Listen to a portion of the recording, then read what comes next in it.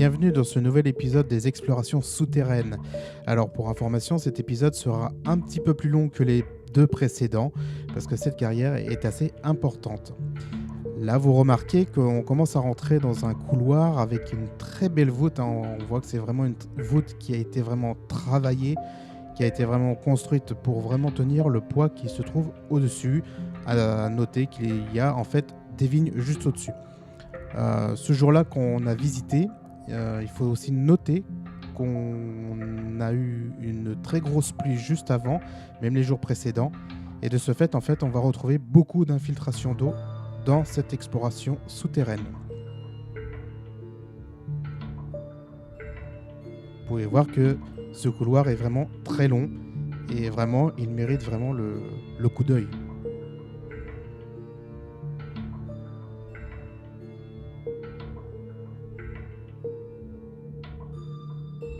Là, on voit mieux la construction qu'il y a eu. Donc là, on se trouve à l'intérieur de cette carrière.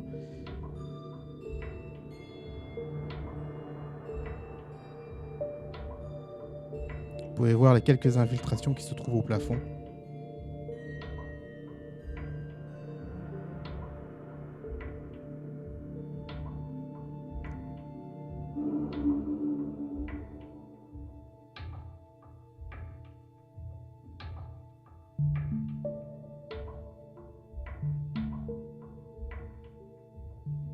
Le point lumineux que vous voyez au fond, c'est en fait l'entrée de cette carrière.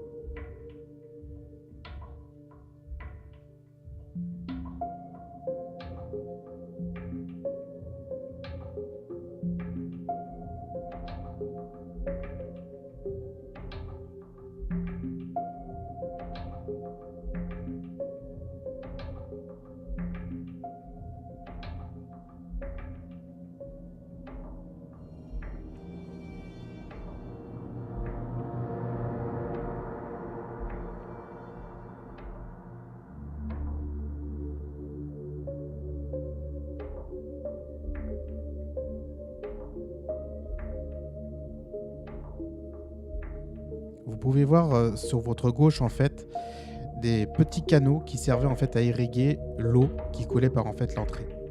Donc comme quoi que le problème n'existait déjà bien avant. Là avec un forage et de très belles sécrétions en fait dues aux infiltrations d'eau. À noter que ce puits, comme vous pouvez le voir, est fermé.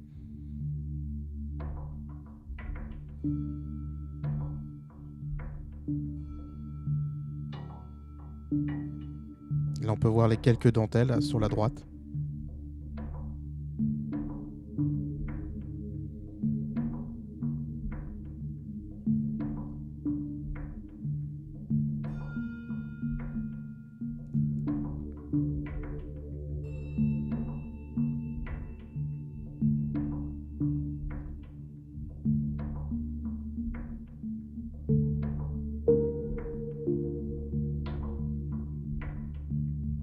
Et là le canot d'irrigation, ou plutôt d'évacuation d'eau.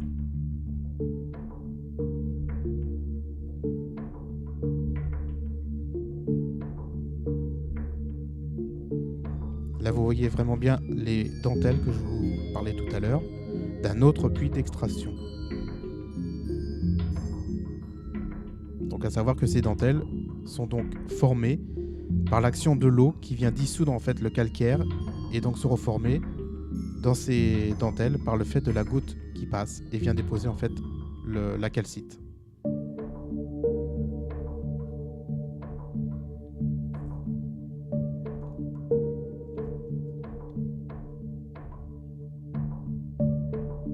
En voici d'autres.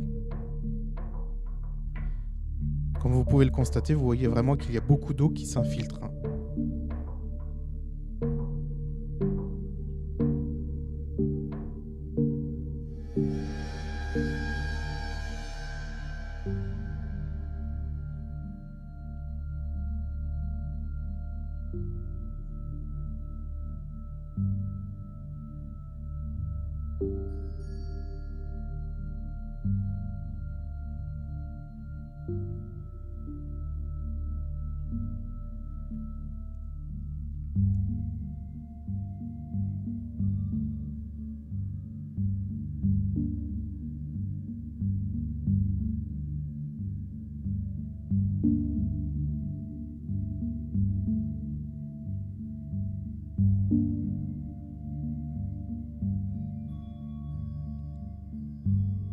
pouvait voir vraiment le parcours que l'eau a fait sur ses sécrétions. Là, on voit en fait une autre.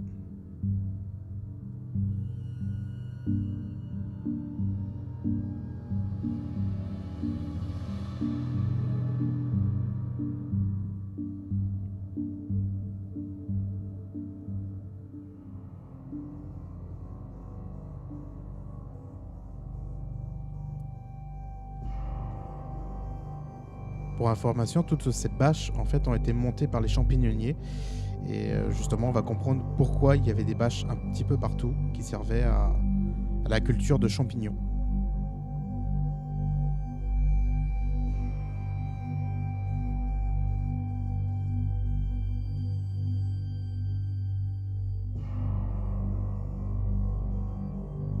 Là on a vu des bacs où se trouvaient en fait les cultures de champignons, mais on en verra un petit peu plus tard dans la vidéo.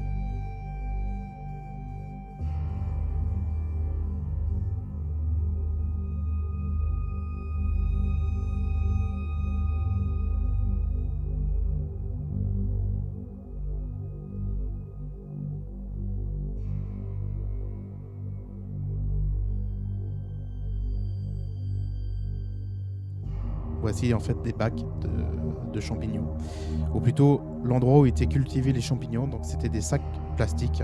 Donc dans d'autres endroits ce sont des cagettes, mais ici tout a été fait dans ce genre de sacs plastiques où étaient déposés de la terre et étaient donc semés les champignons qui étaient récoltés par la suite. Donc là vous voyez en fait un ami avec qui j'ai fait l'exploration qui se trouve juste à côté de canaux, pareil d'irrigation, avec un petit ponton.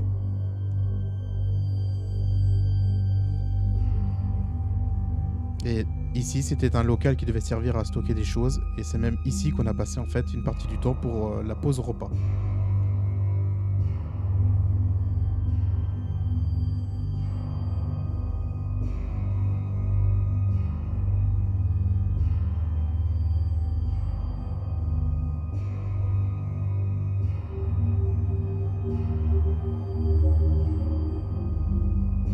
Là, vous voyez toujours le canot sur la gauche de ce couloir.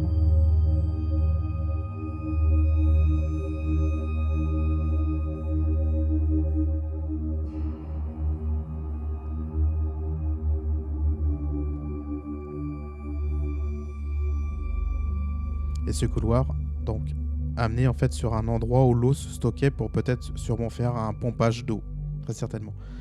Là, on arrive dans un complexe de la champignonnière, donc c'est-à-dire dans le complexe où étaient donc conditionnés les champignons pour être expédiés vers les magasins. Donc là, c'était une salle, une remise, peut-être la salle de contrôle, ou plutôt peut-être la salle de pause aussi. Donc vous pouvez voir qu'il y a pas mal de bouteilles de gaz. Ici, ça devait être une salle qui devait sûrement servir à stocker les champignons, parce que ce que vous pouvez voir par terre est en fait un évaporateur qui a plutôt mal vieilli.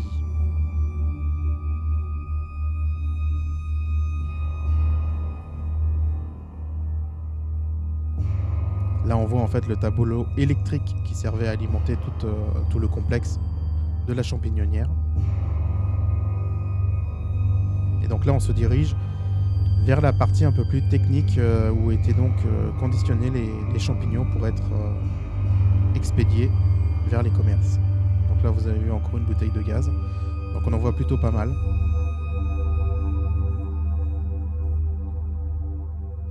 Là, on arrive vers un gros complexe en fait de systèmes qui permettait à la production d'eau froide. Donc on voit que tout a été enlevé, tous les contacteurs et compagnie ont été enlevés.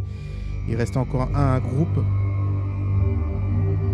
Là, on voit peut-être une station de pompage, on n'a pas trop su. Là, ce sont des souffleries qui servaient en fait à chauffer des salles qu'on verra plus tard.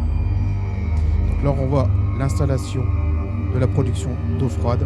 Alors, est-ce que c'était une production uniquement eau froide ou par d'autres procédés? On n'a pas trop su. Donc là, encore une autre soufflerie qui permettait donc à faire passer la chaleur dans des salles qui se trouvent en fait de l'autre côté.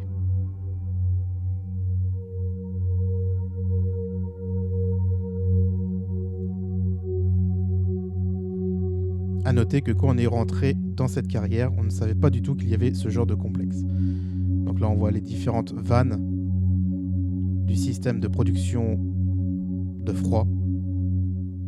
Alors, est-ce que c'est un système de pompe à chaleur? Comme je vous disais tout à l'heure, on n'a vraiment pas su, parce qu'il n'y avait aucune information à propos de cela. Et vu que tout le matériel a été plutôt enlevé, donc on n'a pas vraiment su exactement ce que c'était. Donc là, on continue l'exploration de ce complexe. Donc là, vous pouvez voir des remises qui servaient sûrement à stocker du matériel ou des équipements.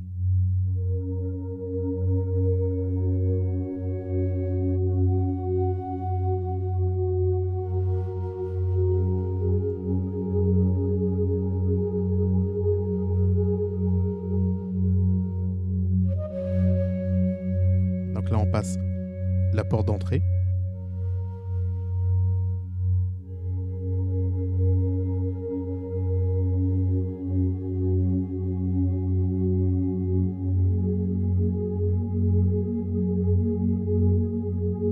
Là, on peut apercevoir encore une bouteille de gaz et un caddie.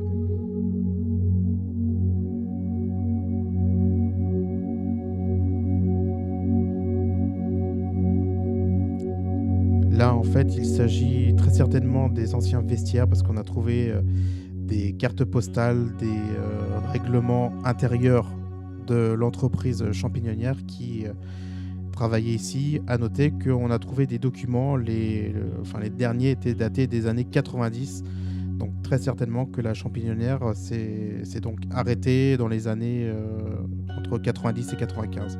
On n'a pas vraiment trouvé d'autres informations par rapport à ce sujet.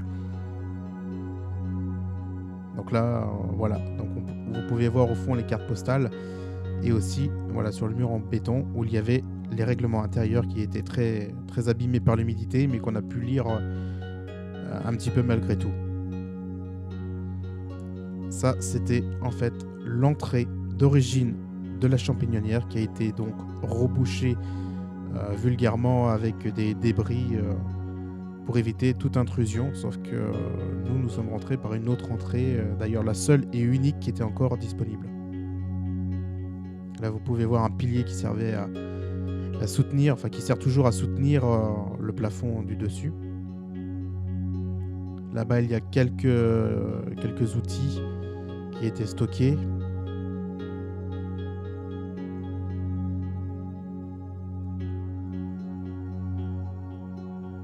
Donc là, vous voyez encore des caddies. Il a un système qui s'accrochait sur un tracteur de balai rotatif. Et là, on s'approche des salles dans lesquelles les ventilateurs de tout à l'heure permettaient d'envoyer de l'air chaud. Donc là, vous pouvez voir la grandeur de ces salles. Elles étaient très larges et honnêtement, la profondeur devait être au moins de 30 à 35 mètres. Et il y en avait deux l'une à côté de l'autre. D'ailleurs, là, on va se diriger vers la deuxième.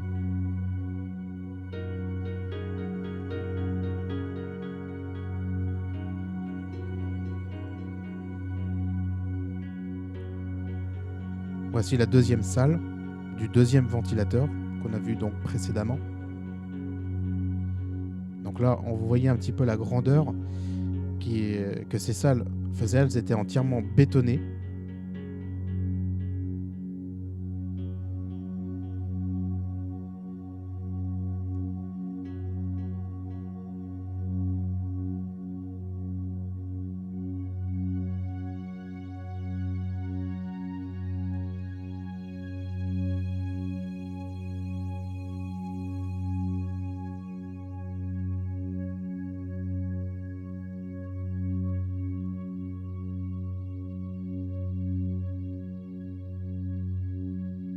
On a encore des endroits qui se sont effondrés ou qui ont été rebouchés pour éviter, comme je vous disais tout à l'heure, toute intrusion.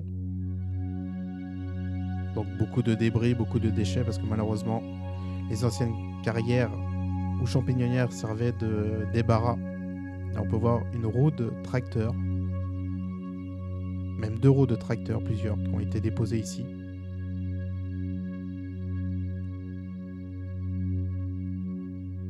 Une remorque qui devait très certainement servir à transporter les bacs de champignons ou d'autres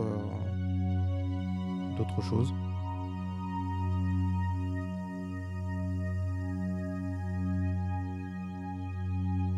Un ancien système qui servait à recharger les batteries, très certainement.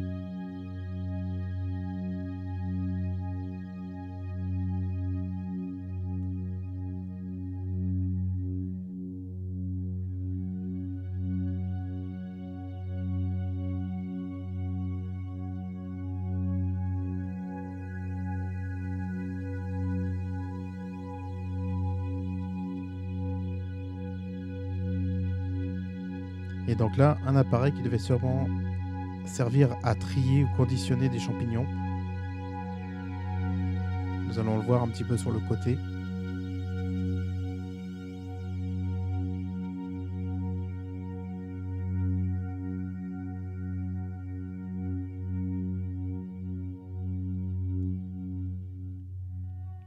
Voilà, donc nous pouvons voir en fait l'appareil de l'autre côté. Donc très certainement une trieuse ou un autre appareil dont on ne sait pas trop exactement à quoi il servait et surtout pourquoi il était à cet endroit-là.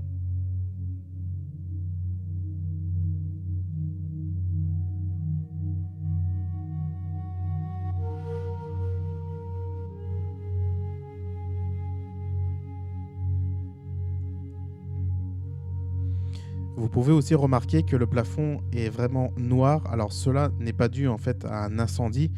Cela a été dû en fait à plusieurs outils qui étaient utilisés, notamment comme un tracteur et peut-être d'autres tracteurs qui étaient à l'intérieur. Et du fait de la production de gaz d'échappement, ceci devait en fait noircir le dessus du plafond. Donc là on a vu un autre appareil qu'on n'a pas trop su à quoi ça servait non plus.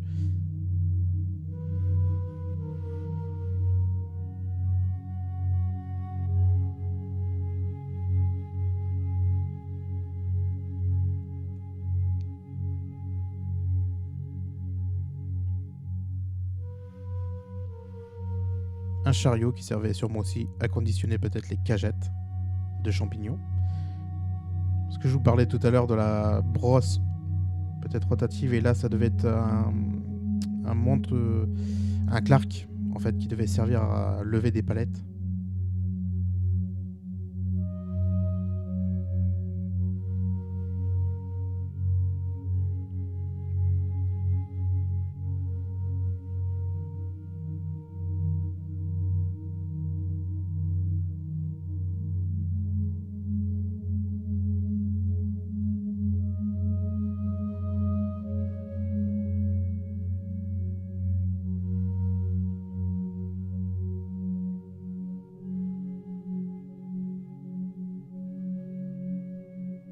Et là vous pouvez voir un autre caddie qui a été posé ici. Il y en avait même plusieurs qui ont été stockés à cet endroit-là.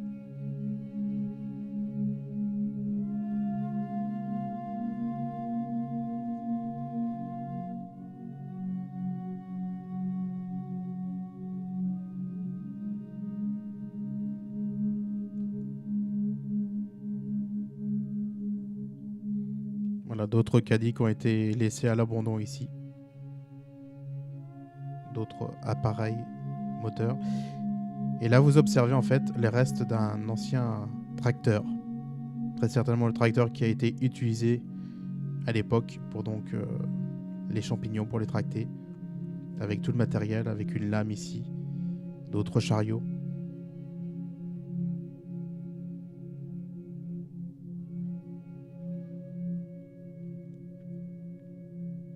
Donc vous pouvez voir vraiment que le tracteur a vraiment été complètement désossé.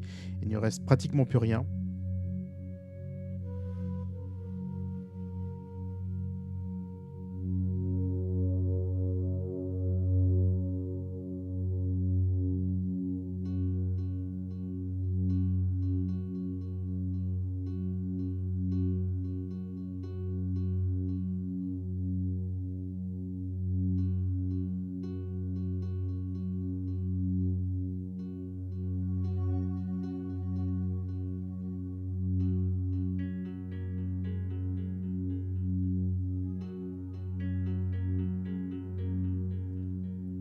Donc là, vous voyez un ancien frigo et une fourche qui devait être très certainement installée sur le tracteur qu'on a vu précédemment.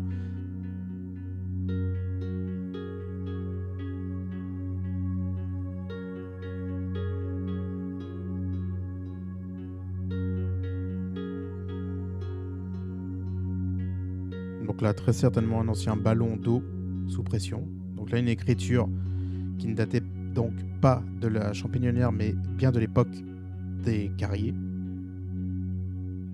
Donc là, ici, on peut voir qu'il y a eu malheureusement beaucoup de détritus qui ont été laissés à l'abandon. Là, les restes d'une ancienne télé.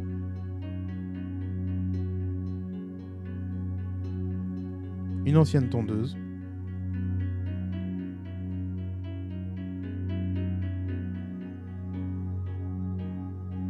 Alors là, il faut noter que quand je me suis engagé en fait dans cette section-là, je n'avais pas trop fait attention à l'état du plafond. J'avais vu qu'il y a eu certaines pierres qui étaient tombées, mais je me suis aperçu en fait bien après qu'il y avait eu des grosses fissures, ce qui fait que je ne suis pas resté très longtemps, de fait de ne pas me retrouver coincé dans ce secteur-là, même s'il y avait peut-être très certainement d'autres sorties possibles. Comme quoi, il faut vraiment être très vigilant et vraiment observer au maximum le plafond, parce qu'on n'est pas à un risque que malheureusement cela s'effondre. Là, vous pouvez voir donc les endroits où étaient cultivés les champignons, où ils étaient donc faits pour pousser et étaient ramassés par la suite. Et les bâches en fait servaient à garder la chaleur qui était diffusée par un gros appareil qui produisait de la chaleur avec un système de brûleur fuel qui n'a pas été filmé malheureusement. Donc là, vous pouvez voir qu'il y a beaucoup de sacs de champignons, de cultures qui ont été donc placés de façon méthodique pour pouvoir passer au-dessus ou sur les côtés de façon à ne pas marcher dessus. Car il faut savoir que le moindre pas dessus sur ces sacs brisait le mycélium des champignons. Bon, là, bien sûr, effectivement, vu que cela remonte à plusieurs années qu'il n'y a pas eu de culture de champignons, du coup, là, c'était pas vraiment très grave.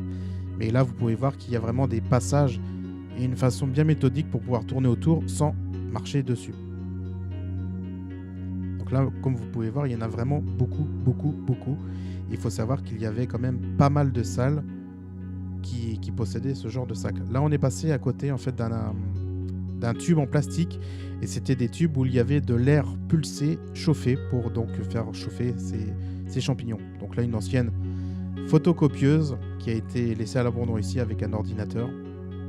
Donc là, comme vous pouvez voir, en fait, du fait de la pluie précédente des jours avant notre exploration, la salle commençait déjà à être inondée. Donc là, d'autres, malheureusement, débris d'ordinateurs, enfin plutôt de tours qui ont été laissés à l'abandon ici.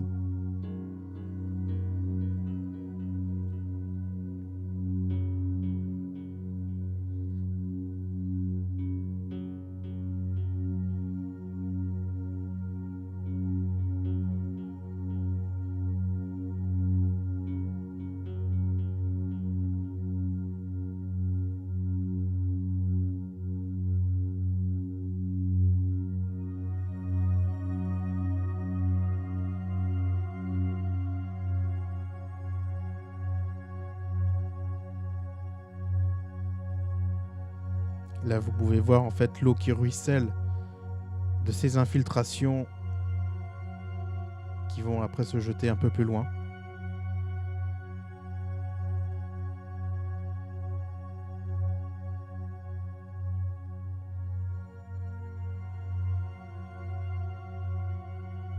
Et là, nous allons donc sortir de cette carrière. Donc là, vous voyez en fait le couloir d'entrée avec le fond de l'ouverture. Et vous voyez encore donc la fameuse voûte qui a été vraiment très bien construite. Et c'est quelque chose quand même qui n'est pas assez courant lors de ces explorations et de ces carrières. Et vous pouvez observer l'eau qui ruisselle de l'extérieur de la pluie, qui va donc en fait s'enfoncer. Là, vous avez vu tout à l'heure les bacs de champignons. Voilà, c'est terminé pour cet épisode. J'espère que cela vous a plu. N'hésitez pas à poser des commentaires et de faire un pouce bleu. À bientôt.